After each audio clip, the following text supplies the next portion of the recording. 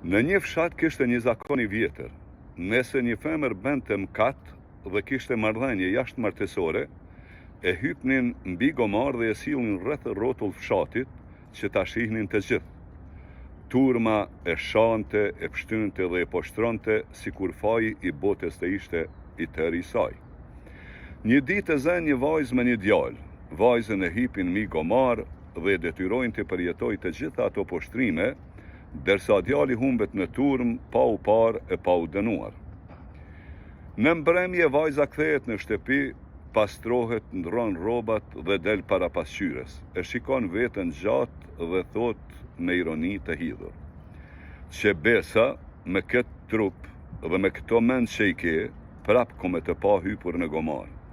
Veç kësaj here, gomari s'është I fshatit, po I politikës. E po kam frikë se në pranverë do të na thrasin përsëri në zgjedhje."